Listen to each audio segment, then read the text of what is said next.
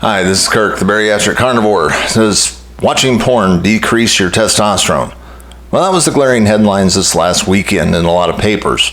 And frankly, I am porn ambivalent because if any of those so-called journalists had just done one or two little Google searches, they would have realized that, hey, just 2 years ago, there were studies out that showed that watching porn increased your testosterone level.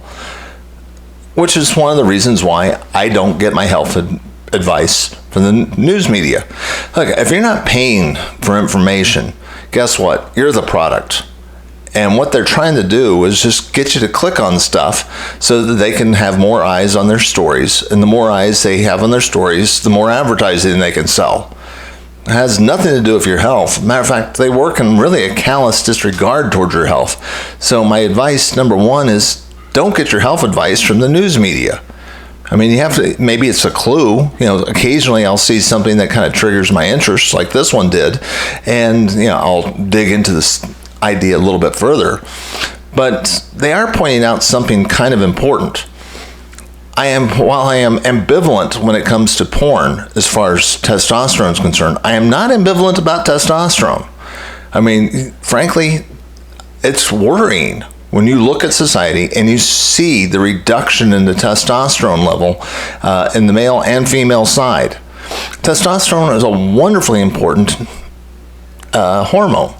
It, not only is it good for reproduction, but it's, vital for muscle development and a whole host of other things, including your immune system. It is integrally involved in all the functions of health. So when you start seeing the testosterone levels start to decrease in a big way in the last 70 years, we got a problem.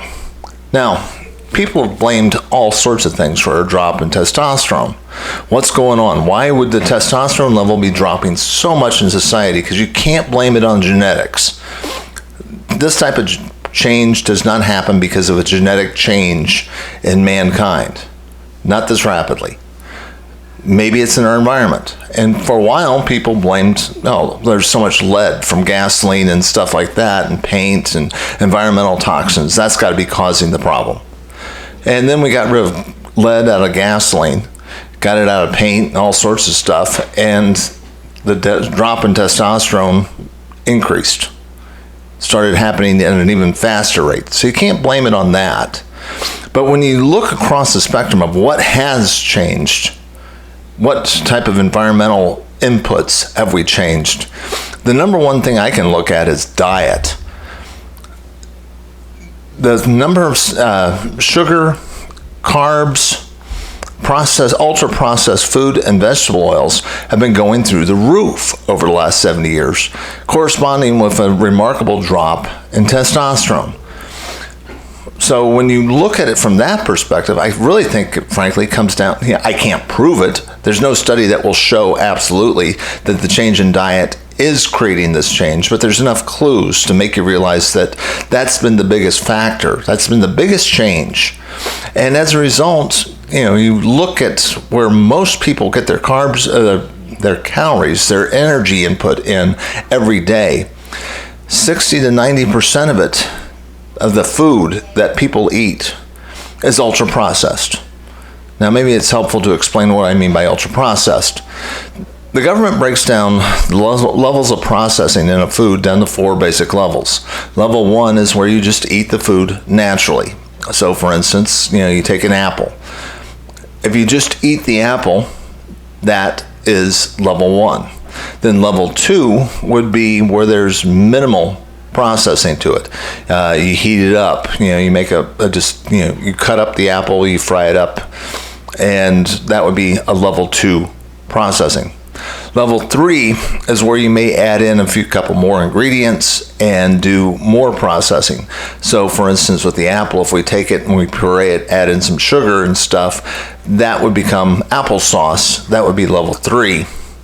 And then level 4 is where you completely adulterate it, change it dramatically through chemical processing, add in additional chemicals, etc., completely change it from its natural environment, and that becomes ultra-processed food, level 4.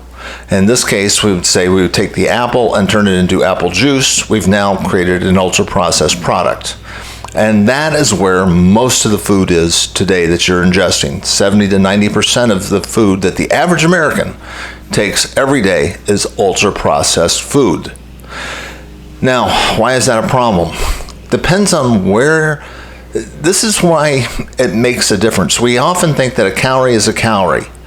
And that's not completely true, because you're not a closed system. That rule of thermodynamics only applies to closed systems. And because you're a chemical factory with different things working at different levels, your calories, your food is absorbed at different places. Now, if you eat an apple in its pure form, the bulk of that food is just going to pass right through almost, your stomach, your upper intestine, and then be broken down in the lower intestine by the microbiome. And the microbiome is a collection of bugs. It is a trillion or so different bacteria that work in symmetry with you to break down and digest food. Basically, you as a human being are nothing more than a biological sac that carries around a chemical factory in your gut, and it weighs about the same as your brain does, and it has tremendous effect on you. We're just beginning to map out what all the wonderful things the microbiome does for us. So we can't say with certainty if you do this, it's going to do that, but we know that it exists and it does all these great things. And it breaks down sugars in such a way that they don't jump into your bloodstream the same way they do when you drink apple juice. Because when you drink apple juice, it never makes it to the microbiome.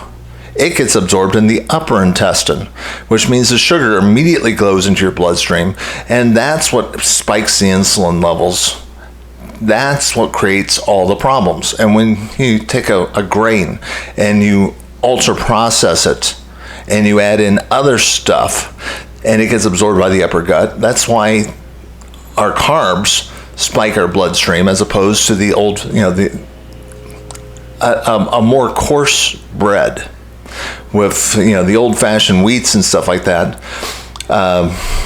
We often, they're not quite as bad. They're not great for you, but they're not as bad as the ultra-processed whole white bread flour, because those get absorbed differently. So the microbiome plays an important role in this thing, and the problem is when we're eating all this ultra-processed food, we're killing off our microbiome.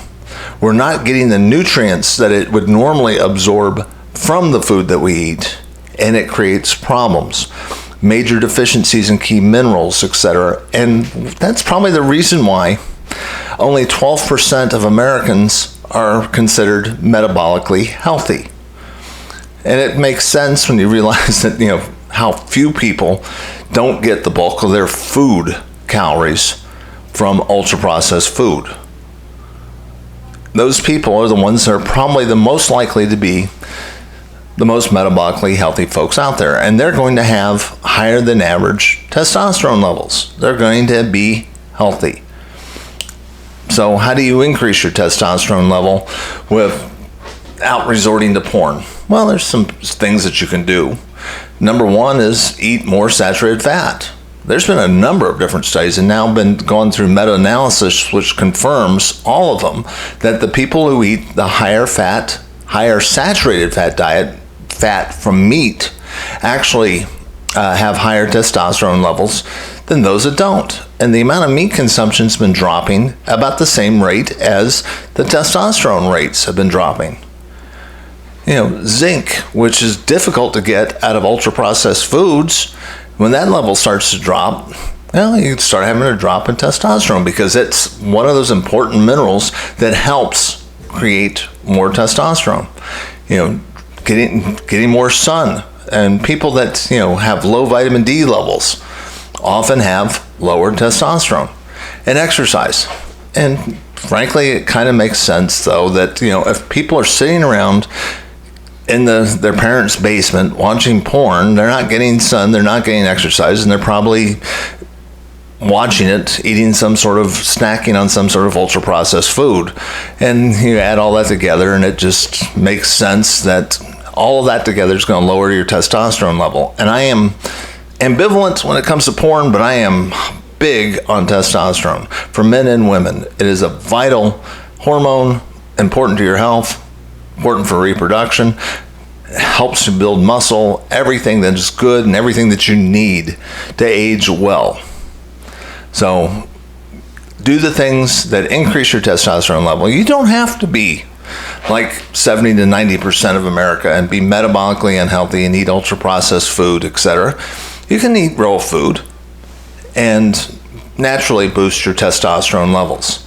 This is Kirk, the Bariatric Carnivore. If you like this message, if you want to hear more like it, if you want to get more people to hear this type of message, then please hit the like and subscribe button. That tells the algorithm at YouTube that this message is important. And the more people that like, watch, and subscribe, well, frankly, that gets the message out to more people. That's just the way it works. It's kind of a circular reasoning, but it is what it is.